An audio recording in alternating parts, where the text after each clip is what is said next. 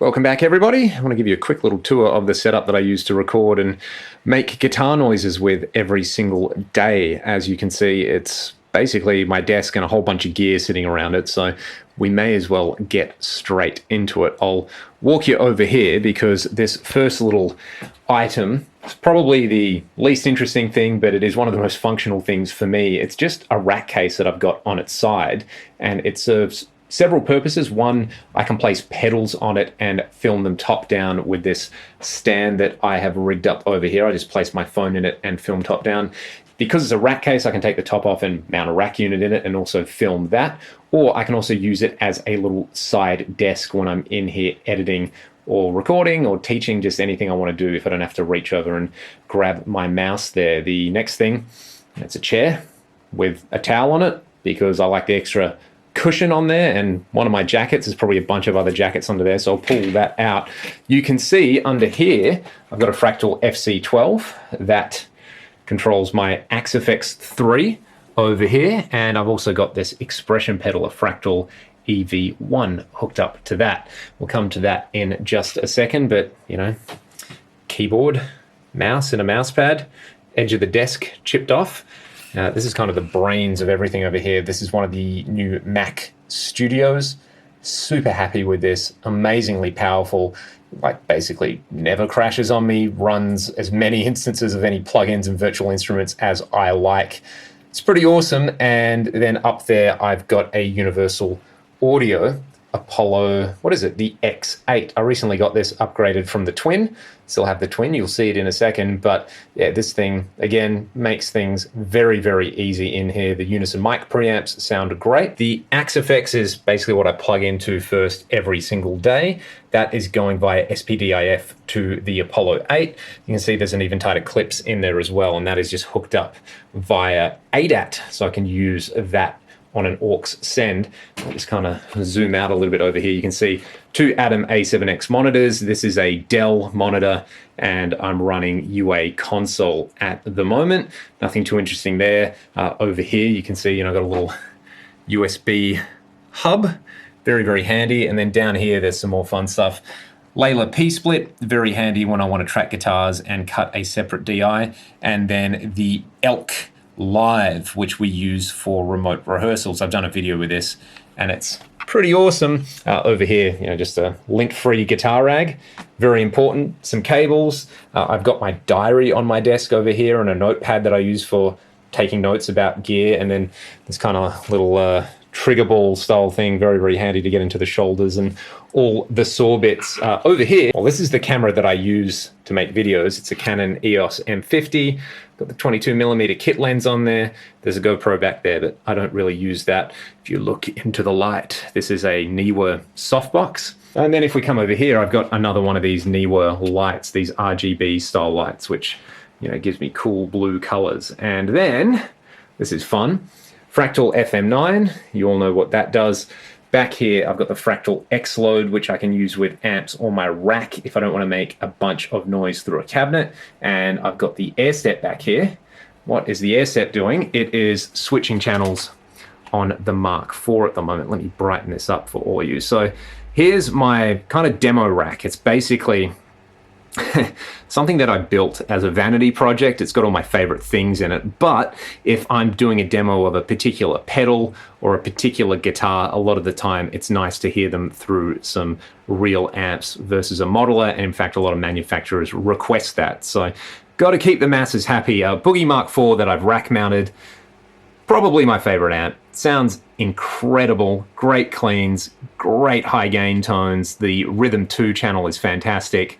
So many ins and outs. It's a beautiful thing. Then I've got the Synergy Syn 5050 and some Synergy modules mounted in a Syn 2. The 800 and the TDLX I use probably the most for doing demos. They're just the stock sounds you think of with rock and roll. There is a Samson SM10 in here, which I've got hooked up. Well, this is kind of a complicated setup, but there's an Apollo Twin in here and a 2290 and an H3000. So the way this works is basically the Apollo Twin connects to the X8, so it can act as an extra set of ins and outs. And what I'm doing is I'm using the line out on the Apollo Twin to hit the 2 rack units. Their outputs are coming back to the SM10, and then that is going back to the Twin. So I've basically got these kind of connected on auxiliary sends over there, which is cool. Now, what's nice about this setup is I can choose to run the preamps or the head into the X load and then load up some IRs from my Axe-Fx, or I can use the through on the X load over here and send that to my cab in my cab room, and then there's a mic on the cab which comes over to the Apollo.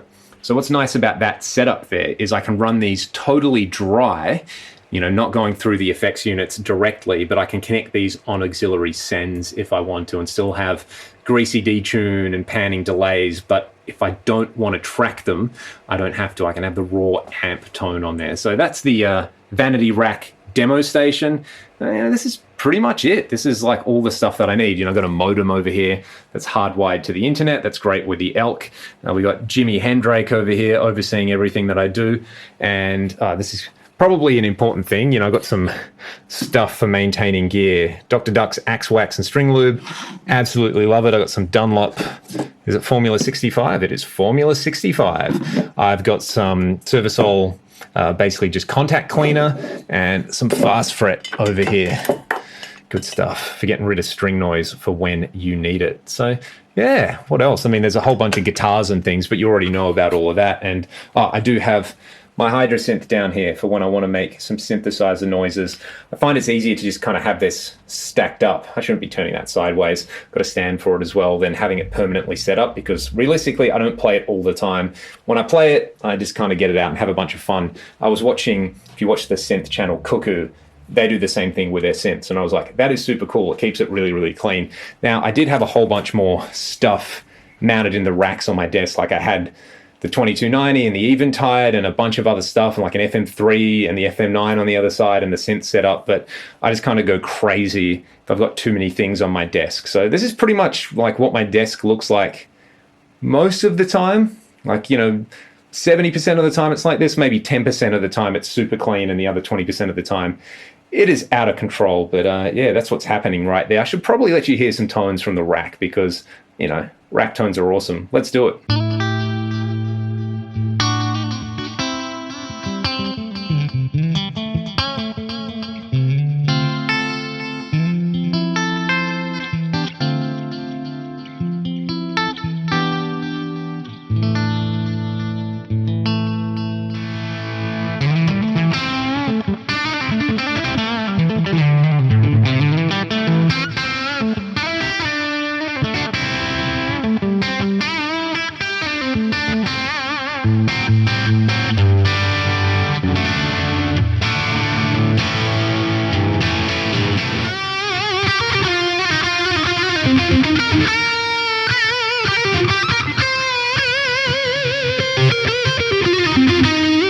And of course, the most important ingredient, fuzz.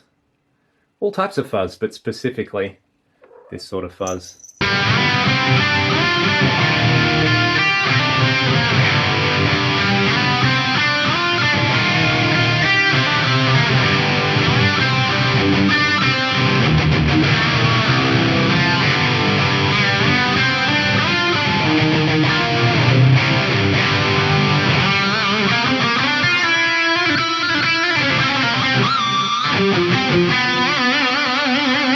So that's the latest iteration of my gear, and I've done a few videos like this in the past, and I've stressed this before, but you do not need all this stuff to make music or even to make videos demonstrating gear for YouTube. The whole point of this is what lets me work as quickly and as efficiently as possible, and it's gear that I have accumulated over time and when the purpose has been called for. For example, I was using an Apollo Twin for years, was totally happy with it. I just needed a few extra inputs, which is where the Apollo 8 came in. I'm used to that particular ecosystem, and that delivers similar things. I was using a Fractal AX8 for a long time. Now I'm using an Axe-Fx 3 in here. Did I need it? Like a need?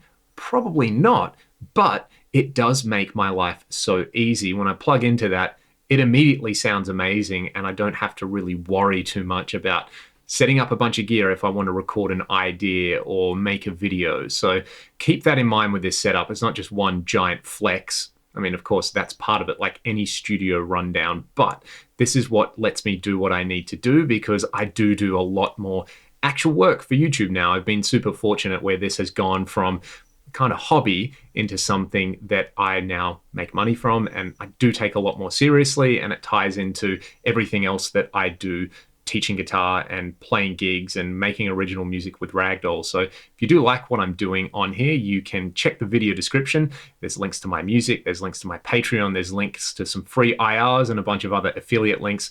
If you feel like it, you don't have to do that. You can just enjoy the videos for free on here as well. Maybe tell somebody about it, and that way I can feed my cats and keep the lights on in here. Thanks so much for watching the video. If you'd like me to do a rundown about how I actually edit videos, or my go-to plugins when, say, I'm mixing a demo or something like that, let me know in the comments section below. And thank you again to everybody who has actually gone and bought some of the music and who supports me on Patreon. I really do appreciate it. You make all of this possible. And to everybody who actually watches the videos, I hope you have a fantastic day. Be good to one another, and I'll see you next time.